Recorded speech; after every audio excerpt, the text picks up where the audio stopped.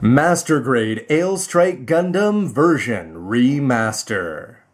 Hey, what's up again everybody? It's Robert184, 2Rs2Ps, GundamReviews.net, and I'm really excited today to be bringing you this review of the Master Grade Aile Strike Gundam version Remaster from the remastered versions of Gundam Seed. You've already seen the unbox. Now it's time to take a look at the plates and the runners to see how this guy is going to be stacking up when he's all put together. When the runners are all out of the bags there, you'll get all the familiar tri-colors, and this is just about right in terms of price per plate, in terms of the amount of plastic that's going to be involved. Remember though that the original Master Grade Aile Strike only went from A to F to actually make up the parts for his body, and of course we got extra plates which provided for the launcher and the Sword Striker packs, and the Aile, which we're more interested in today.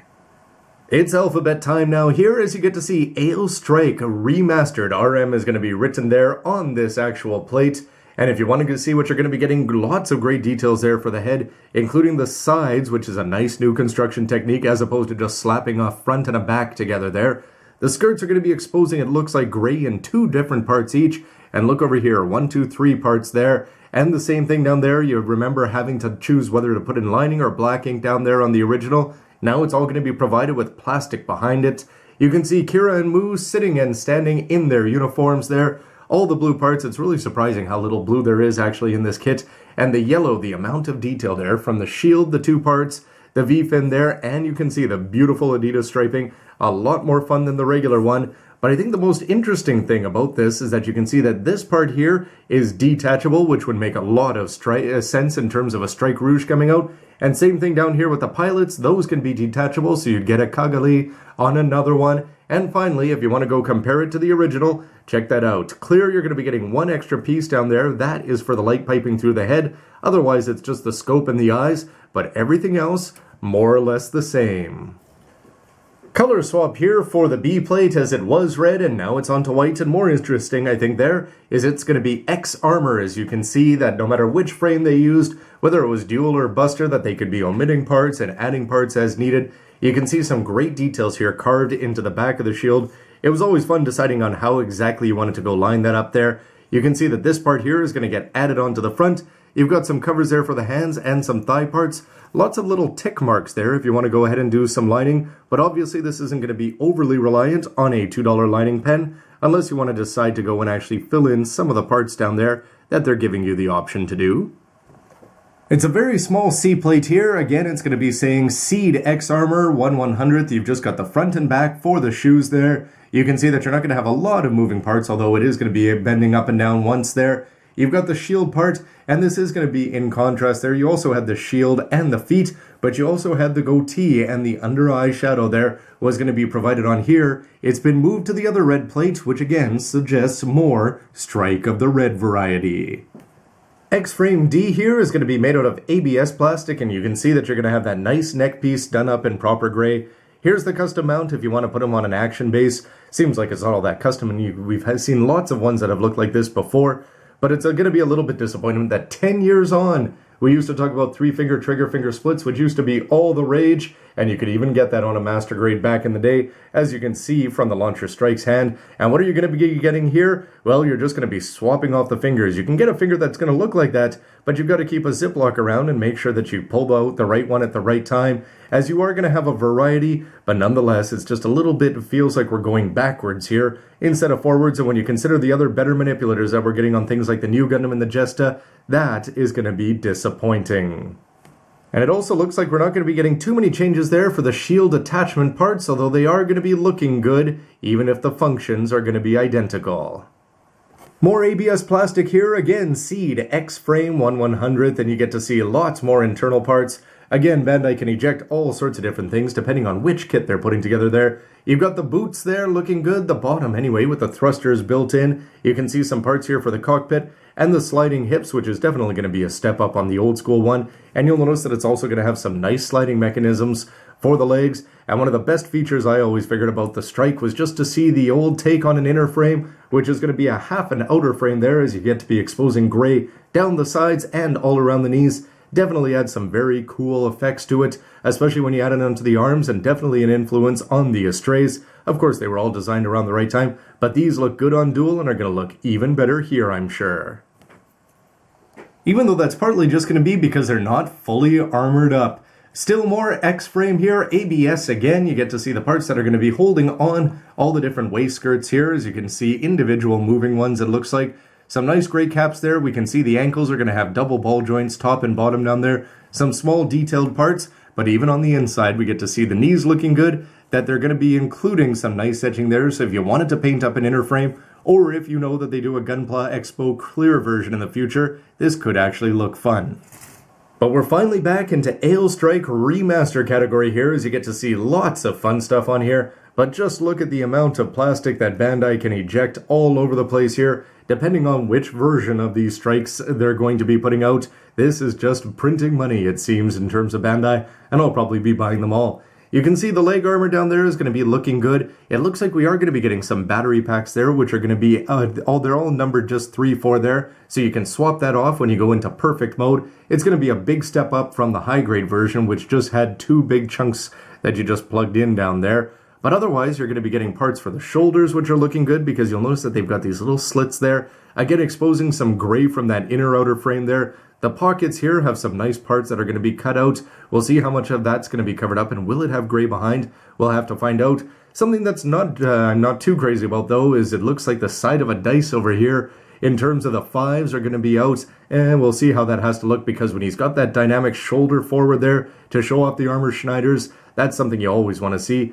Beam Sabers 2 parts though, and otherwise, anytime you see these slits here, again, the more colors that you're getting without having to do lining straight out of the box is going to make lazy modelers like me, and I'm sure all the way up to pros, very happy. But after some disappointment in things like the fingers, you can see with the H-plate that it's going to be coming home in terms of quality here. Aile Strike RM written on there, as again, just look at the way that these pieces are going to be carved, something you could not dream of 10 years ago. Large flaps there for the Aile Striker pack, and you can see that you're going to have 4 of these thin ones to be adding onto that. All of these tiny little details, can't wait to add those in. But more importantly, you've got your waist section there, the cockpit hatch, and you'll notice that they added the goatee section here and the jewel there, so that's the kind of thing. If anybody's built up the real grade Strike Rouge, you'll know that they had to do all sorts of new extra plates because they didn't plan it out well. I'm sure they're not going to be making the same mistake twice. But look at these details here that are going to be around all the thrusters. You've got small ones here, this one for the back, and otherwise it's just the amount of details in there. Can't wait to see those in action, because every single color that they put underneath it is just going to be shining through. Now, how do you feel here about the I and J plates? Yes, that is going to be counting as the I plate. And if you check out the ear carefully, on the back it's going to be saying, this is where they actually print all the information, that it is from 2003. So this was made for the original Aile Strike Gundam, and now it's coming home again for 400 yen more. For me personally, I love that display option. We didn't have clear action bases back in 2003, which meant if you wanted to get a Gundam up aerial, this was as good as it got, because not only it was recreating a scene from the anime there, you get to see the cool energy connector detaching as the wires are oversized and cheesy and cartoony, and you can have him adjusted at various heights here with the arm that's going to be provided. If you saw my earlier review, my old one's broken, so I'm quite happy to be getting another one. The launcher and sword version came with this one, which we've seen with the Endless Waltz version of Gundam Wing Zero there. So it seems a little bit disappointing perhaps that we're getting retreads with the remaster version here. Would you like to have seen something different, or does this help Bandai keep the cost down?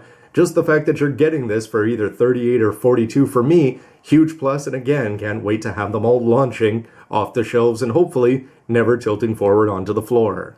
The K-plate is A-OK so far. Aile Strike RM written on there. As you can see, this is going to be giving you all the black parts that you need for the Aile Striker pack there. Lots of details, again, carved in pretty much every single side of the main part that's going to be keeping it attached on. Back here for the thrusters, again, some nice details, and otherwise, it's all the flaps as long as they're all attached on when you get it out of the box, including if you see through there, you'll see my finger behind it. These kind of details are definitely shining through. 10 years of progress, indeed. The L plate is going to be for the RM specifically down there, and you can see some cool parts. Look at that beam rifle up there, the fact that it's just got a new part to add on to the back, and otherwise just new etched details all over the place. For those of you that like to dry brush and get some nice metallic feel to your BRs, I'm sure you're going to have a lot of fun with that. The barrel is looking good, you can see the trigger back there, and you get to add a clear part for the scopes. But check out this part here, it's just definitely worth a zoom in. The details here are just going to be incredible, and remember that you've got red fin upon fin upon fin from a single piece going to be on top of that there. For all 4 of these, just the details, utterly fantastic. Exactly what a Master Grade from 2013 should be looking like.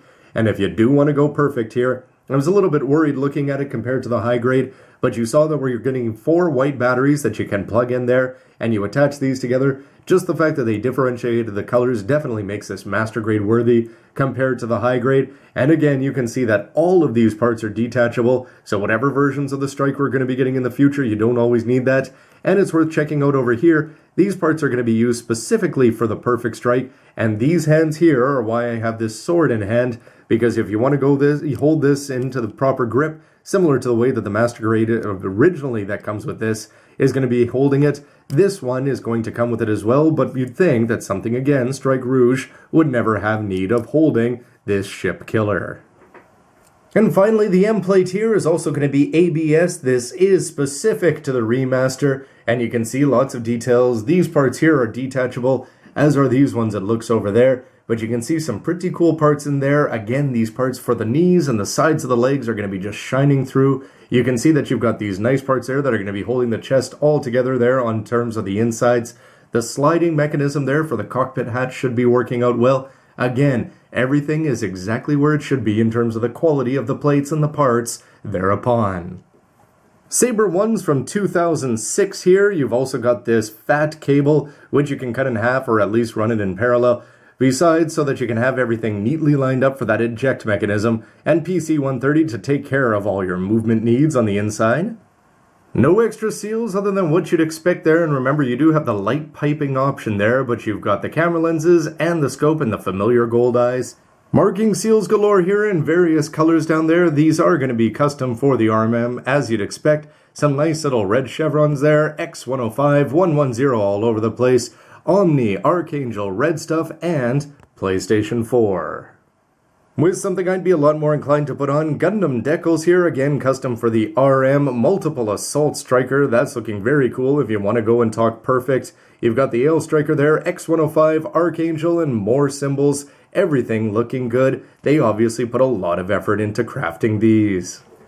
So lots of excitement from the plates there. It's just great to see the colors in such vibrant popping colors. That's a big step up when they did the new versions of the high grades for Gundam Seed compared to the old ones. Just they made the colors pop, and they're going to be doing the exact same here with the quality plastic that they've been injecting all around.